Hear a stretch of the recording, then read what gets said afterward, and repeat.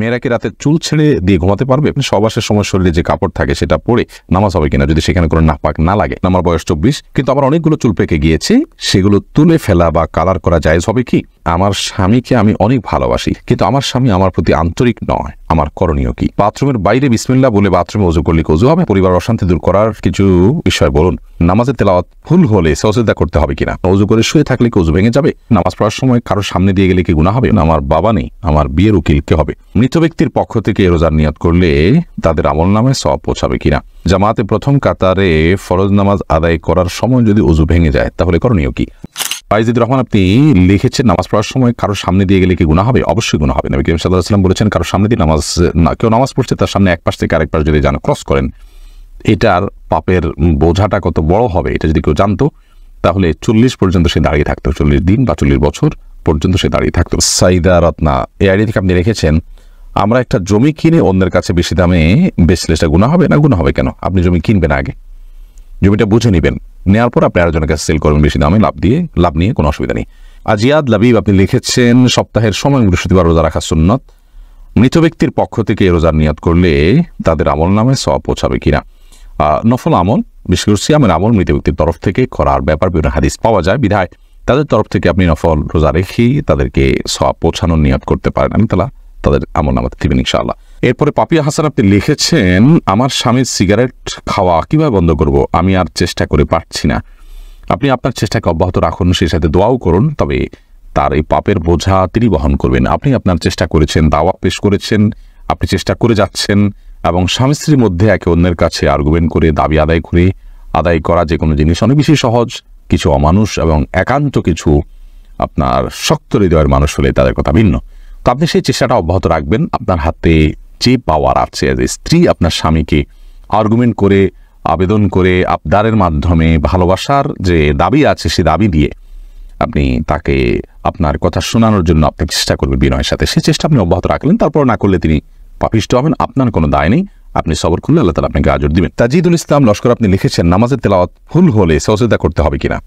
তেলাওয়াতের মধ্যে যদি বড় ভুল হয়, যেটাকে লাহনি জালি বলা হয়, অর্থের মধ্যে বিকৃতি ঘটে গেছে, আপনি অল্প একটু তেলাওয়াত করছেন সেখানে বড় ধরনের ত্রুটি ঘটে গেছে, তাহলে সেক্ষেত্রে তো আপনার সালাতই হবে না। আর যদি সামান্য ছোটখাটো ভুল হয়, একটু মদ গুন্নায় রিসিদি হয়, তাহলে তার ফলে কোনো অসুবিধা নেই, সাজদা করতে হবে না তার জন্য। আর বি আলম আপনি লিখেছেন ওযু করে শুয়ে থাকলে কি ওযু ভেঙে যাবে? ঘুম না আসলে এমনি শুয়ে থাকলে না, ওযু করে যে শুয়ে থাকলে ওযু ভেঙে হয়ে যাবে এমন কোনো কথা নেই, বরং আপনার ওযু করে যদি আপনি শুয়ে ঘুমিয়ে পড়েন তাহলে সেক্ষেত্রে আপনার ওযু ভেঙে যাবে, আর যদি না ঘুমান জেগে থাকেন তাহলে ঘুম ভাঙবে না। এমডি আজিজুল ইসলাম হৃদয় আপনি লিখেছেন পরিবার অশান্তি দূর করার কিছু বিষয় বলুন। পরিবার অশান্তির জন্য দূর করার জন্য আমরা ইতিপূর্বে বলেছি স্বামী স্ত্রী উভয়ে দিন চর্চা করা, আল্লাহর কাছে পরিপূর্ণভাবে নিজেদেরকে সারেন্ডার করা, এটা জরুরি। এটা না হলে অশান্তি কখনো দূর করা সম্ভব নয়। যখন আমরা আল্লাহর কাছে সারেন্ডার করা শিখবো তখন আমাদের মধ্যে ধৈর্য আসবে, আমাদের মধ্যে সবর আসবে, আমাদের মধ্যে অল্প তুষ্টি আসবে, আমাদের মধ্যে একজন অন্যজনকে মেনে নেওয়ার মানসিকতা আসবে। নবী করিম সাল্লাল্লাহু আলাইহি ওয়াসাল্লামের পারিবারিক জীবনকে আমাদের স্টাডি করা উচিত, কিভাবে তিনি পারিবারিক জীবন যাপন করেছেন, কতটা ধৈর্যের সাথে তিনি এই পরিস্থিতিগুলোকে মোকাবেলা করেছেন যেগুলোর সম্মুখীন আমরাও হয়ে থাকি, সেটা আমাদের স্টাডি করা দরকার। সেই সাথে বিবাহ থেকে নিয়ে বিবাহর পরে আল্লাহর নাফরমানি থেকে পরিবারগুলো দূরে থাকাও দরকার। যেখানে আল্লাহর নাফরমানি হয়ে থাকে সেখানে শান্তি থাকে না, যেন হারাম কাজ থেকে বেঁচে থাকলে ইনশাআল্লাহ বিদিন আল্লাহ রাব্বুল আলামিন শান্তি দান করবেন। নাজমুল হোসেন আপনি লিখেছেন আমি ভারত থেকে বলছি, অপবিত্র অবস্থায় কি ওয়াজ শোনা যাবে? কোনো অসুবিধা নেই। এরপরে এআর তানজিন আপনি লিখেছেন বাথরুমের বাইরে বিসমিল্লাহ বলে বাথরুমে ওযু করলে ওযু হবে, কোনো অসুবিধা নেই। সূরা পারবেন আপনি ইউটিউবে আমাদের এখানে প্রশ্ন করেছেন আমার বাবা নেই, আমার বিয়ের উকিল কে হবে? আপনার বাবা যদি না থাকেন তাহলে সেক্ষেত্রে আপনার চাচা হতে পারেন। নবী সাল্লাল্লাহু আলাইহি ওয়াসাল্লাম বলেছেন আম্মুর রাজুলে সিনওয়াবি, একজন ব্যক্তির বাবা না থাকলে তার চাচা হলেন বাবার মতো। আপনার দাদা যদি থাকেন তিনি আপনার অভিভাবক হতে পারেন, বড় ভাই থাকলে তিনি আপনার অভিভাবক হতে পারেন, আপনার রক্ত সম্পর্কীয় আত্মীয়দের মধ্যে থেকে যারা আছেন তাদের কেউ না কেউ আপনার অভিভাবক হতে পারেন। তারা কেউ যদি আপনার অভিভাবক হওয়ার মতো না থাকেন বা তারা কেয়ার না করেন বা আপনার অভিভাবকত্ব তারা করতে না চান, কোনো আগ্রহ তাদের না থাকে, এরকম যদি হয় তাহলে সেক্ষেত্রে আপনার মামা থাকলে তিনি হতে পারেন, বা আপনার মহল্লার মসজিদের কোনো ইমাম সাহেব আলেম থাকলে তিনি আপনার অভিভাবক হতে পারেন।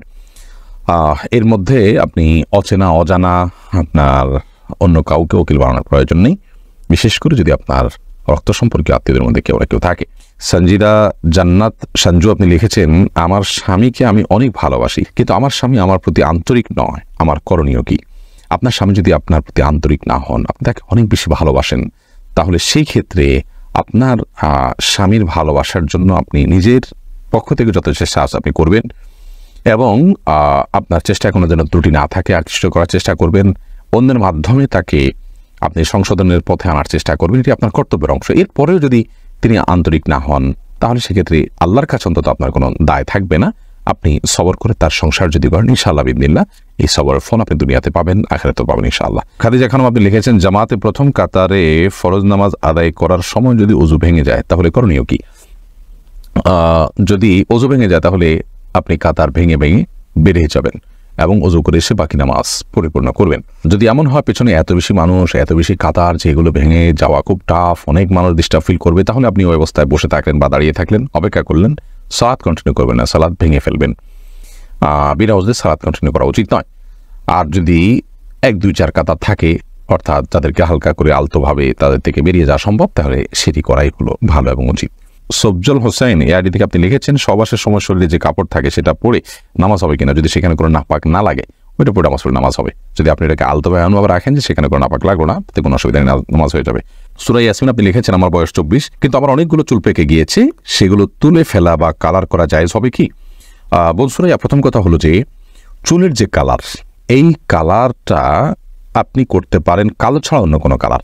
আজকাল চুল পেকে গেলে মেহেদির যে কালার হয়ে থাকে সেটা যেমন করা যেতে পারে, তেমনিভাবে অনেকের চুল সাদা না হলেও চুল সাদা হলে মেহেদির কালার আপনি করতে পারেন। চুল সাদা হওয়া ছাড়াও অনেকে স্টাইলের অংশ হিসাবে মেহেদি কালার করে এবং দেখতে সুন্দর দেখায়, সিল্কি দেখায়। তো আপনি এইভাবে যদি কালার করেন সেটা আপনার জন্য জায়েজ আছে, কারণ নবী করিম সাল্লাল্লাহু আলাইহি ওয়াসাল্লাম বলেছেন, গায়রু হাদা শাই ওয়া জানিবুস সাওয়া, তোমরা তোমাদের সাদা চুলকে পরিবর্তন করো অন্য কালার দ্বারা, তবে কালো বা ব্ল্যাক কালার অ্যাভয়েড করবে। এর পাশাপাশি সাদা চুল যেগুলো পেকে যাওয়া চুল সেগুলো তুলে ফেলা আমাদের স্বাস্থ্যের জন্য ভয়ঙ্কর ক্ষতিকর, এ বিষয়ে আমাদের একটা বক্তব্য আছে এবং আজকের বিজ্ঞানও এ বিষয়ে আপনার একমত যে সাদা বা পাকা চুল এটা মানুষের তুলে ফেলাটা তার জন্য নানা দিক থেকে ক্ষতিকর হতে পারে। তো সেজন্য এই কাজটি করা যাবে না। আর কালো কালার করা যাবে না, কারণ তাতে এক ধরনের বয়স লুকানোর প্রচেষ্টা থাকে। এখন কেউ প্রশ্ন রাখতে পারেন, তাহলে একজন তরুণ, তিনি তার বয়স লুকানোর কিছু নেই, তিনি আসলেই তরুণ, তাহলে সেক্ষেত্রে তিনি ব্ল্যাক করতে পারবেন কিনা? তো এর ব্যাপারেও জমহুর উলামায়ে কেরামের বক্তব্য হলো করতে পারবে না, কারণ হলো নবী করিম সাল্লাল্লাহু আলাইহি ওয়াসাল্লামের যে হাদিস আছে সেই হাদিসটা ব্যাপক, তিনি কোনো বয়সের জন্য ফিক্স করেননি। তার এই নিষেধাজ্ঞার পেছনে অন্য কোনো হিকমা বা রহস্য থাকতে পারে। সেজন্য যুবক হোক আর বৃদ্ধ হোক, সকল বয়সের মানুষ চুল পেকে গেলে সেটাকে ব্ল্যাক ছাড়া অন্য কোনো ন্যাচারাল কালার দ্বারা কালারফুল করবেন, যে কালার মাধ্যমে চুলের পাড়াতে কোনো স্তর বা লেয়ার পড়ে না, এরকম যে কোনো কালার তিনি করতে পারেন, কিন্তু ব্ল্যাক কালার দিয়ে পরিবর্তন করবেন না। যদি কোনো আলেম বলেন যে না, বয়স যারা তরুণ তারা তো আর লুকার কোনো অপশন নেই, বিধায় তারা ব্ল্যাক কালার করতে পারবে, কিন্তু এই মতটি সংখ্যাগরিষ্ঠ ওলামাদের মতের বিরোধী এবং পরিপন্থী মত। এমনি কামরুজ্জামান রনি লিখেছেন, মেয়েরা কি রাতে চুল ছেড়ে দিয়ে ঘুমাতে পারবে? কোনো অসুবিধা নেই।